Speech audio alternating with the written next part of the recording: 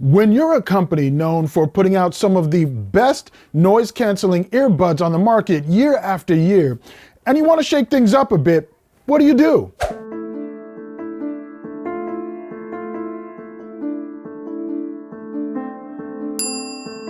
Go in the complete opposite direction. Some would say that you do not do that, but if you know Sony's pedigree, they are definitely not afraid of doing interesting things when it comes to tech. So what did they do? Instead of noise canceling, meet the noise enabling Sony LinkBuds. Arguably the yin to the venerable WF-1000 XM4's yang, but with a better name. I'm going to bite into this plot twist. Let's do it. So let's play a game while you watch this. Go get yourself a donut, and every time I say the name LinkBuds, take a bite. Go ahead, I'll wait. So these are the Sony LinkBuds, inspired by that most American of junk foods, the classic donut. Seriously, a Sony executive told me that. And though it may appear that's the design inspiration, they're actually closer to a donut hole because these are small, like small. The experience is built around 12mm ring drivers with the units weighing in at only 4 grams. But let's take a step back for a sec. Here's the case next to the iPod Pros and Galaxy Buds Pro. And with the case being that small, it's time to break out the macro lens and show you how small these are. Banana for scale. But back to that case. It is USB-C equipped. Right next to that port, you'll find the pairing button. Around the front, you'll find another button. This one opens the case, which also closes with a satisfying click. Right next to that button is the charging LED indicator. Curiously, wireless charging is missing from this first-gen device, which, priced as it is, should be included in my opinion, but I'll get more into that in a bit. Once you pop the case open, you'll find the diminutive LinkBuds firmly seated into their housings via strong magnets and clicky little tabs.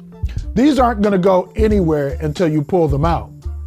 They look very different from any earbud currently on the market, like 2 separate pieces fused together. The buds actually showed me something new about my anatomy. My left ear is a bit bigger than my right. The left bud fits perfectly with no discomfort, while the right, though comfortable, feels like a bit of a tighter fit. To help users achieve the best possible fit, the earbuds come with these wingtips. You get 4 more sizes in addition to those pre-installed for a total of 5. Extra small, small, medium pre-installed, large, and extra large. With my ears being different sizes, I used the pre-installed medium on the left and the large on the right. And with that, I was off to the rat races. One of the fun parts of my tech job is testing in public spaces. In this case, my day job. I wore these at work all day, an environment where hearing breaking news broadcasts over our PL system is mission critical. And I can easily say that these are among the best earbuds on the market if you want that unobstructed open sound. I've tested earbuds with audio pass-through technology and they're good, real good. But this open design beats them all. With it, I don't have to figure out the perfect mix of music to ambient pass-through so that my environment is completely audible.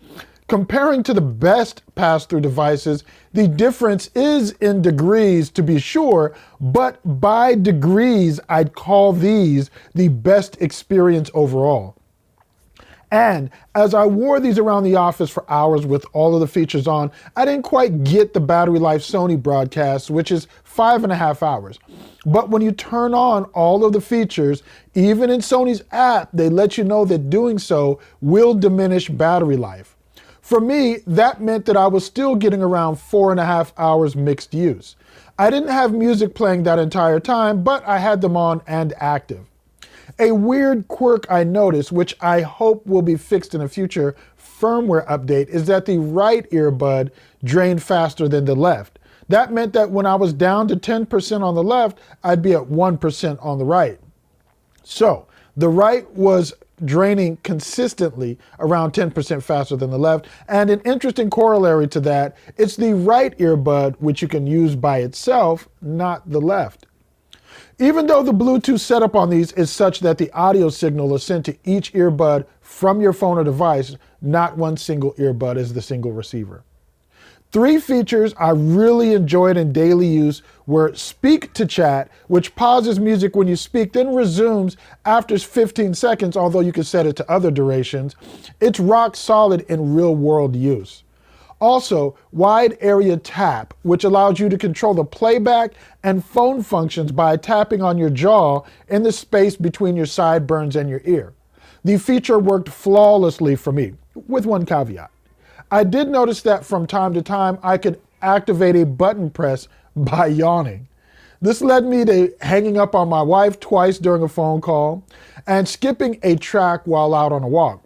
However, I've had hour-long phone calls with my dad and brother on separate occasions, and it didn't have any accidental presses. Speaking of calls, check out these real-world microphone samples. So here I am in my office. I decided that for some of these mic tests, I wanted to give you all a control, if you will. So instead of just playing audio from these mic tests in extreme conditions out in traffic with all that noise, those high volume levels of noise, you also need to hear what the mics sound like in a controlled environment, in a closed environment, in an office setting you might actually be making more calls from rather than out in the urban jungle out on the streets there. So this is the microphone test with Sony's LinkBuds in an office, in technically or actually an edit bay, an edit suite here on the day job. What do you think? So I'm out here in my usual busy street, Southern California, Santa Monica, busy intersection, construction going on around me, traffic all around me, just so you can hear what the Sony LinkBuds sound like in traffic. And here traffic gets going. I've got a dump truck that's about to pass by me, a garbage truck. I've got a dump truck that's about to pass by me, a garbage truck. So plenty of noise, plenty of traffic. Plenty of noise, plenty of traffic.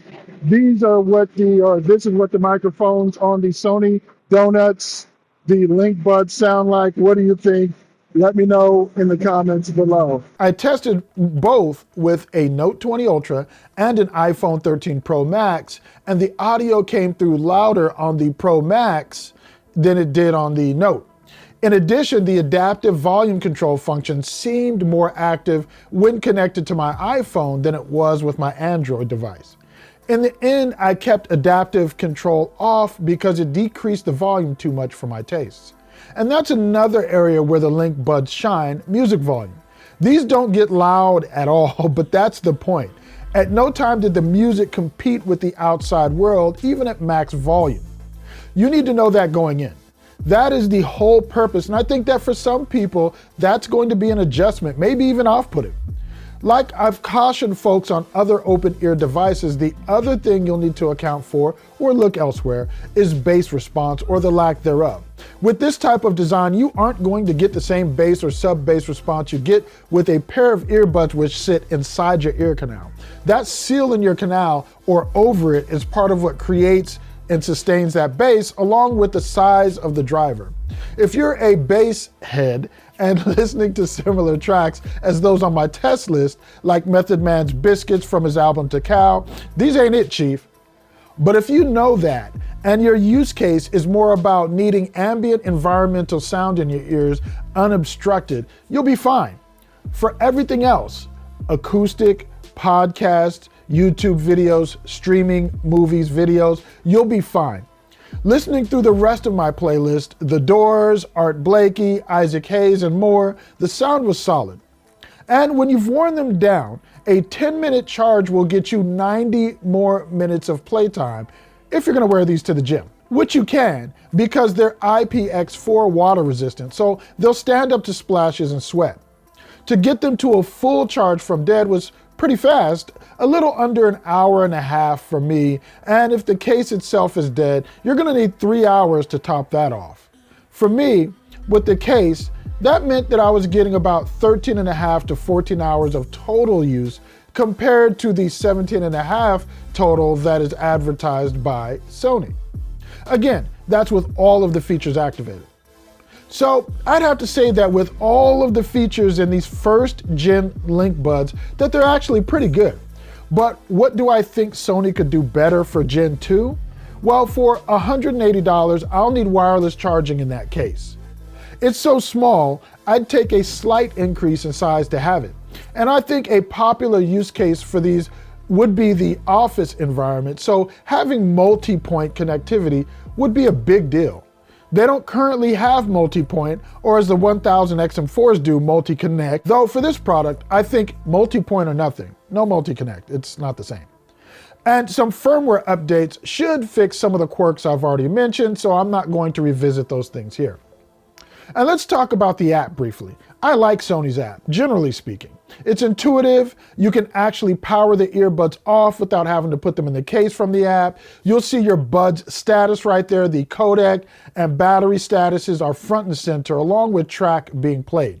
The next tab over, sound, allows you to turn on speak to chat, EQ the sound to your liking, analyze your ears for 360 audio optimization, and more.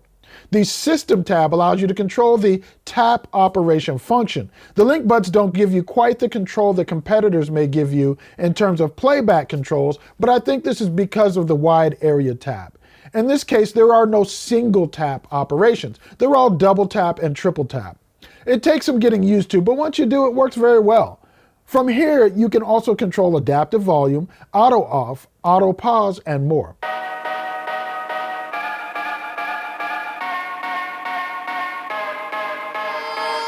So, at the end of the day, what do I think about Sony's LinkBuds? I love what they've done and the direction they're headed. In order for me to recommend them to anyone in a work from home scenario or office environment where they're going to leave them in for extended periods of time, I'd like to see multi-point added into the mix and better battery life, although I don't know that the battery life is as much an issue because I don't think anyone's just going to walk around with them in their ears for more than 4.5 hours without taking them out for a bit during a lunch hour or something like that. Let me know what you think in the comments section. Is 4.5 hours enough for you in the office with the ability to recharge pretty fast in the case? I actually think it is, but unlike Whitney, I'm not every woman or man. It's all on you to let me know what's up. And for the donuts, the LinkBuds, that's what's up. That's it. I'm Tshaka Armstrong for Android Central. If you have any questions about Sony's LinkBuds that I didn't answer in my review, go ahead and leave those in the comments below. I'll get to them. As always, don't take it lightly that you spent your time here watching with us. I will catch you on the next video.